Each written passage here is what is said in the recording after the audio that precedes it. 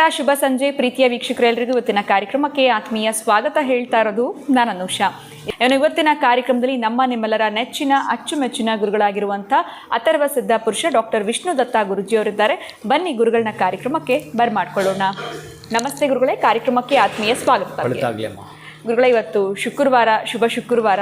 ಲಕ್ಷ್ಮಿನ ಒಲಿಸ್ಕೊಳ್ಬೇಕು, ಲಕ್ಷ್ಮಿ ಮನೆಗೆ ಬರಬೇಕು ಅಂತ ಪ್ರತಿಯೊಬ್ಬರು ಎಕ್ಸ್ಪೆಕ್ಟ್ ಮಾಡ್ತಾರೆ, ಅದು ಸರ್ವೇ ಸಾಮಾನ್ಯ. ಇನ್ನು ಲಕ್ಷ್ಮಿಗೆ ಯಾವ ಬಣ್ಣದ ಹೂವಿನಿಂದ ನಾವು ಪೂಜೆ ಮಾಡುವಂಥದ್ದು ಅಥವಾ ಅಲಂಕಾರ ಮಾಡಿದ್ರೆ ಲಕ್ಷ್ಮಿ ನಮ್ಮ ಮನೆಗೆ ಇವತ್ತು ಎಂಟ್ರಿ ಕೊಡಬಹುದು, ಏನು ಹೇಳ್ತೀರಾ ಗುರುಗಳೇ ಇದ್ರ ಬಗ್ಗೆ? ಅಲ್ಲ, ನಿಮಗೆ ಲಕ್ಷ್ಮಿ ಲಕ್ಷ್ಮಿ ಲಕ್ಷ್ಮಿ ಲಕ್ಷ್ಮಿ ಬಿಟ್ಟರೆ ಬೇರೆ ಅದೇ ಬರಲ್ಲ. ಪ್ರತಿಯೊಬ್ಬರಿಗೂ ಅದೇ ಬೇಕು ಗುರುಗಳೇ. ನಮ್ಮ ಹುಡುಗ ಹಬ್ಬ ಇದ್ದಾನೆ, ಕರುಣಾಕರ.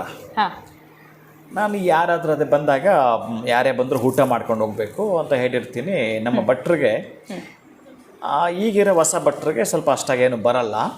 ಅದಕ್ಕೆ ಏನೋ ಅಟ್ಲೀಸ್ಟ್ ಒಂದು ಚಟ್ನಿ ಆದರೂ ಮಾಡಲಿ ಆ ಚಪಾತಿಗೆ ಅಂತೇಳಿ, ಚಟ್ನಿ ಮಾಡಪ್ಪ, ಏನು ಮಾಡಿದ್ರು ನೀನು ಅದ್ರ ಜೊತೆಗೆ ಚಟ್ನಿ ಮಾಡು ಅಂತ ಹೇಳ್ತಿರ್ತೀನಿ. ಇದು ನಾನು ಪದೇ ಪದೇ ಕೇಳಿಸ್ಕೊಂಡಿದ್ದಾನೆ. ಏನು ಗುರು ನೀವು ಚಟ್ನಿ ಚಟ್ನಿ ಚಟ್ನಿ ಅಂತಿರ್ತೀರಲ್ಲ ಯಾವಾಗಲೂ ನಿಮ್ಮ ಮನೇಲಿ, ಅದೇನಾ ಮೊದಲಿಂದ ಅಂತ. ಹಂಗೆ ನಿಮ್ಗೇನು ತರಕಾರಿ ಸಿಗ್ತಿರ್ಲಿಲ್ವ ಅವಾಗ? ನಾನು ನಕ್ಬಿಟ್ಟೆ. ಅಂದರೆ ನನ್ನ ಒಳಗಡೆ ಗೂಢಾರ್ಥ ಏನೋ ಇದಿದೆ, ಈ ಮನುಷ್ಯನಿಗೆ ಏನೇನು ಅಷ್ಟು ಟೇಸ್ಟಾಗಿ ಮಾಡ್ಲಿಕ್ಕೆ ಬರಲ್ಲ. ಬಂದಿರೋರಿಗೆ ಏನಾದರೂ ಊಟ ಬೇಕು, ಯಾವ್ದು ಎಂಥದ್ದು ಮಾಡಿ ಅಟ್ಲೀಸ್ಟ್ ಇದಾದರೂ ಸ್ವಲ್ಪ ಟೇಸ್ಟ್ ಇರಲಿ ಅಂತ ಉದ್ದೇಶ ಇಟ್ಕೊಂಡು ಹೇಳಿರ್ತೀನಿ. ನನಗೆ ಹುಡುಗ ಹಂಗೆ ಅಂದ್ಬಿಡೋದ, ಅವನು ಯಾವಾಗಲೂ ಮಾತಾಡೋನಲ್ಲ, ಒಂದು ಪಂಚ್ ಡೈಲಾಗ್ ಬಿಟ್ಟ ಅಂದ್ರೆ ಹಂಗೆ ಇರ್ತವೆ ಅವು. ಹಾಗೆ ನೀವು ಲಕ್ಷ್ಮಿ ಲಕ್ಷ್ಮಿ ಲಕ್ಷ್ಮಿ ಬಿಟ್ಟರೆ ಏನು ಕೇಳ್ತಿಲ್ಲ. ಬಹುಶಃ ನೀವು ಅದನ್ನು ಅರ್ಥ ಮಾಡ್ಕೊಂಡಿದ್ದೀರಿ, ಸೊಸೈಟಿನ ಜನಕ್ಕೆ ಏನು ಬೇಕು ಅನ್ನೋದನ್ನು ಒಪ್ಕೊಳ್ತೀನಿ ಕೂಡ. ಆದರೆ ಮಹಾಲಕ್ಷ್ಮಿಯನ್ನು ನೀವು ಆರಾಧನೆ ಮಾಡ್ತಕ್ಕಂತಹ ವಿಧಿವಿಧಾನವೋ ಪುಷ್ಪಗಳೋ ನಮಗೆ ಬೇಕಾಗಿರ್ತಕ್ಕಂಥದ್ದನ್ನು ಪಡೆದುಕೊಳ್ಳಬೇಕಾದರೂ ವಿದ್ಯೆಯಲ್ಲೂ ಕೂಡ ಮಹಾಲಕ್ಷ್ಮಿಯನ್ನು ತೆಗೆದುಕೊಳ್ಳಿ, ಬುದ್ಧಿಯಲ್ಲೂ ಕೂಡ ಮಹಾಲಕ್ಷ್ಮಿಯನ್ನು ತೆಗೆದುಕೊಳ್ಳಿ. ನೀವು ಮಾಡ್ತಕ್ಕಂತಹ ಕೆಲಸದ ಸಕ್ಸಸ್ ಆಗಬೇಕಾದರೂ ಮಹಾಲಕ್ಷ್ಮಿಯನ್ನೇ ತೆಗೆದುಕೊಳ್ಳಿ. ಎಲ್ಲವೂ ಕೂಡ ಅವುಗಳ ನಾಮಗಳೇ. ಅಂದರೆ ಇಚ್ಛಾಶಕ್ತಿಯೂ ಆಕೆಯದ್ದೇ, ಕ್ರಿಯಾ ಜ್ಞಾನಶಕ್ತಿಯೂ ಆಕೆಯದ್ದೇ.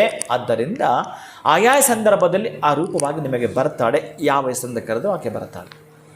ಅದಕ್ಕಾಗಿ ಇವತ್ತು ನೀವು ಕೇಳಿರೋಂಥ ಪ್ರಶ್ನೆ ಏನಂತಂದರೆ, ಭಾಳ ಅದ್ಭುತವಾಗಿ ಯಾವುದೇ ಹೂವುಗಳಿಂದ ನೀವು ಪೂಜಿಸಿದ್ರು ಕೂಡ ನಿಮ್ಮ ಹೃದಯದ ಪುಷ್ಪದೊಂದಿಗೆ ಅರ್ಪಣೆ ಮಾಡಿ. ಅಂದರೆ ಪುಷ್ಪವನ್ನು ಹಾಕಬೇಕಾದ್ರೆ ಹೆಂಗೆ ಹಾಕ್ತಾರೆ ಅಂತಂದರೆ, ಮನೆಯಲ್ಲಿ ಹೇಗೆ ಹಾಕ್ತಾರೋ ಗೊತ್ತಿಲ್ಲ ನೋಡಿ, ಹೀಗೆ ಹಾಕ್ಬೇಕಂತೆ. ಅಂದರೆ ಹೃದಯವನ್ನು ಮುಟ್ಟಿಸಿ ಹಾಕ್ತಾ ಇದ್ದೇನೆ ಅಂತ, ಇಲ್ಲಿ ಮುಟ್ಟಿಸುವಂತ ಅಂದರೆ ಇಲ್ಲಿ ಮುಟ್ಟಿಂಗ್ ಮಾಡೋದಂತಲ್ಲ, ಅದು ಭಾವನೆ ಬರಬೇಕಾದ್ರೆ ಹೀಗೆ ಬರತಕ್ಕಂಥದ್ದು. ಪುಷ್ಪವನ್ನೇ ತಟ್ಟೆಲಿ ಇಟ್ಕೊಂಡಿದ್ದು ಹೀಗೆ ಹಾಕ್ತಾರೆ, ಅದಲ್ಲ ಆ್ಯಕ್ಚುಲಿ. ಹೀಗೆ ದೇಹೋ ದೇವಾಲಯ ಪುರೋಕ್ತೋ ಜೀವೋ ದೇವ ಸನಾತನಃ ತ್ಯಜೇದ ಜ್ಞಾನ ನಿರ್ಮಾಲ್ಯಂ ಸ್ವಭಾವೇನ ಪೂಜೆಯೇತ್. ನಿರ್ಮಾಲ್ಯ ಅಂದರೆ ಅಜ್ಞಾನ ನಿರ್ಮಾಲ್ಯವನ್ನು ತೆಗಿ. ನಿರ್ಮಾಲ್ಯ ಅಂದರೆ ಈ ಹೂಗಳೇ, ಇದನ್ನು ತೆಗಿ, ಸ್ವಲ್ಪ ಬಾಗಿ ನೋಡು, ನಿನ್ನ ಹೃದಯ ತಕ್ಕಡಿಯಲ್ಲಿ ಆಕೆ ಇದ್ದಾಳೆ, ಅವಳಿಗೊಮ್ಮೆ ಸ್ಮರಣೆ ಮಾಡಿ ಹಾಕು. ಅದು ಬಿಂಬ ನಮ್ಮ ಕಣ್ಣಿಗೆ ಕಟ್ಟಿಕೊಂಡಿದ್ದೇವೆ. ಹಾಗಾಗಿ ಎಲ್ಲೋ ಮಂದಿರಗಳಲ್ಲಿ ಮಂದಾಸನಗಳಲ್ಲಿ ಹುಡುಕುವ ಮುನ್ನ ಒಮ್ಮೆ ನಿನ್ನ ಹೃದಯದ ತಕ್ಕಡಿಯಲ್ಲಿ, ನಿನ್ನ ಹೃದಯದ ಅಂಗಡಿಯಲ್ಲಿ ಆಕೆ ಇದ್ದಾಳೆ, ಅವಳನ್ನೊಮ್ಮೆ ಸ್ಮರಣೆ ಮಾಡಂತ ನೀನು ಸಮರ್ಪಣಾ ಭಾವದಿಂದ ಶ್ರದ್ಧೆ ಭಕ್ತಿಯಿಂದ ಪುಷ್ಪಗಳನ್ನು ಹಾಕಿದ್ರೂ ಕೂಡ ಅವಳು ತೃಪ್ತಳಾಗ್ತಾಳಂತೆ. ಹಾಕೋವಾಗ ಅಥವಾ ಅಲ್ಲಿ ಸಮರ್ಪಿಸುವಾಗ ನಿನ್ನ ಮನಸ್ಸು ಎಲ್ಲಿದೆ, ಕೋತಿ ಮನವ ಶಾಂತಿಯಿಂದಲೇ. ಅಂದರೆ ಕೋತಿ ಮನವ ನಮ್ಮ ಮನಸ್ಸನ್ನು ಕೋತಿಗೊಳಿಸಿದ್ದಾರೆ. ಅದು ಚಂಚಲ, ಈ ಮರದಿಂದ ಆ ಮರಕ್ಕೆ, ಆ ಮರದಿಂದ ಈ ಮರಕ್ಕೆ ಜಿಗಿತಾ ಇರುತ್ತೆ. ಆಗಬಾರದು ಸ್ವಾಮಿ. ನನ್ನ ಮನಸ್ಸನ್ನು ನಿನ್ನ ಪಾದದಲ್ಲಿ ಕೇಂದ್ರೀಕರಿಸು. ಅದಕ್ಕೆ ಮಂತ್ರವೂ ಗೊತ್ತಿಲ್ಲ ನನಗೆ, ತಂತ್ರವೂ ಗೊತ್ತಿಲ್ಲ. ಈ ಪೂಜೆಯನ್ನು ಮಾಡಬೇಕಾದ್ರೆ ನನ್ನ ಕೋತಿ ಮನಸ್ಸನ್ನು ನೀನೇ ನನಗೆ ನೇರವಾಗಿ ನಿನ್ನ ಪಾದದ ಕಮಲದಲ್ಲಿ ಇಡೋ ಹಾಗೆ ನನ್ನನ್ನು ಮಾಡು ಅಂತ ಹೇಳ್ತಕ್ಕಂತಹದ್ದು ಕೂಡ ಇದೆ. ಅದಕ್ಕಾಗಿ ಇವತ್ತು ನೀವು ಮಾಡೋದಾದರೆ ಇಂತಹ ಶುಕ್ರವಾರ ದಿವಸ, ನಾನು ಯಾವುದೋ ಒಂದು ಎಪಿಸೋಡಲ್ಲಿ ಬಹುಶಃ ಹೇಳಿದ್ದೀನಿ, ಉಡುಪಿಗೆ ಹೋಗಿ ಬನ್ನಿ ಅಂತ. ಶುಕ್ರವಾರ ದಿವಸ ಉಡುಪಿಯ ಕೃಷ್ಣನನ್ನು ನೋಡಿ, ಅಲ್ಲಿ ಆ ಒಂದು ಕೃಷ್ಣನಿಗೆ ಮಹಾಲಕ್ಷ್ಮಿಗೆ ಹೇಗೆ ಅಲಂಕಾರ ಮಾಡುತ್ತಾರೋ ಆ ರೀತಿ ಮಾಡಿರ್ತಾರೆ. ಇವತ್ತು ನಿಮ್ಮ ಮನೆಯಲ್ಲಿ ಮಹಾಲಕ್ಷ್ಮಿಗೆ ಲಕ್ಷ್ಮಿ ಅಷ್ಟೋತ್ತರವನ್ನು ಹೇಳಿ, ಕೃಷ್ಣ ಇಲ್ಲ ಅಂತ ಭಾವನೆ ಮಾಡ್ಕೋಬೇಡಿ, ಕೃಷ್ಣನ ಅಷ್ಟೋತ್ತರವನ್ನು ಒಮ್ಮೆ ಹೇಳಿ. ಯಾವುದೇ ಪುಷ್ಪಗಳನ್ನು ಮಾಡಿದ್ರು ಕೂಡ ಏನು ನಿಮಗೆ ಈಗ ಸೀಸನ್ ಸಿಗುತ್ತೆ ಅನ್ನೋದಾದರೆ ಸಂಪಿಗೆ ಹೂವುಗಳಿಂದ ಕೃಷ್ಣನನ್ನು ಮಹಾಲಕ್ಷ್ಮಿಯನ್ನು ಇದು ಒಂದೇ ಒಂದು ಅಷ್ಟು ಹೂವು ಮಾಡಿಕೊಂಡು ಸಂಪಿಗೆ ಹೂವಿಂದ ಏನಾದರೂ ಕೃಷ್ಣನ ಅಷ್ಟೋತ್ತರವನ್ನು ಮತ್ತು ಮಹಾಲಕ್ಷ್ಮಿ ಅಷ್ಟೋತ್ತರವನ್ನು ಇವರು ಹೇಳಿ ಆಗ್ತಾ ಇದ್ದಾರೆ, ಒಂದೊಂದು ನಾಮಕ್ಕೆ ಒಂದೊಂದು ಅಂತಂದರೆ ಇವರು ಕೆಲಸಗಳಲ್ಲಿ ಸಕ್ಸಸ್ಸನ್ನು ಕಾಣ್ತಾರೆ. ಶೀಘ್ರವಾಗಿ ಮಹಾಲಕ್ಷ್ಮಿ ಬಹುಶಃ ಇವ್ರದ್ದು ಯಾವುದು ಕೆಲಸಗಳಿತ್ತೋ ಇದೇ ವಾರದಲ್ಲಿ ಮಹಾಲಕ್ಷ್ಮಿ ಬರೋದು ಇವ್ರ ಮನೆಗೆ ಖಚಿತ.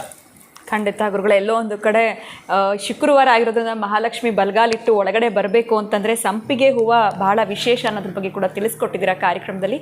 ಧನ್ಯವಾದಗಳು ತಮಗೆ. ನಮಸ್ಕಾರ. ಹರೇ ಶ್ರೀನಿವಾಸ. ಸೊ ಸಂಪಿಗೆ ಹೂವು ಪ್ರತಿಯೊಂದು ಕಡೆ ಸಿಗುತ್ತೆ. ಇವತ್ತು ನೀವೇನು ಮಾಡಬೇಕು, ಮಹಾಲಕ್ಷ್ಮಿನ ನಿಮ್ಮ ಮನೆ ಒಳಗಡೆ ಒಲಿಸ್ಕೊಳ್ಬೇಕು ಅಂತಂದರೆ ಗುರುಗಳು ಸರಳವಾಗಿರುವಂಥ ಪರಿಹಾರವನ್ನು ತಿಳಿಸ್ಕೊಟ್ಟಿದ್ದಾರೆ. ಖಂಡಿತ ಇದನ್ನು ಫಾಲೋ ಮಾಡಿ ಅಂತ ಹೇಳ್ತಾ ಇವತ್ತಿನ ವಿಡಿಯೋನ ಮುಗಿಸುವಂಥ ಸಮಯ ಆಗಿದೆ. ಮತ್ತೊಂದು ಹೊಸ ವಿಡಿಯೋನಲ್ಲಿ ತಮ್ಮನ್ನು ಭೇಟಿ ಮಾಡ್ತೀನಿ. ನಮಸ್ಕಾರ.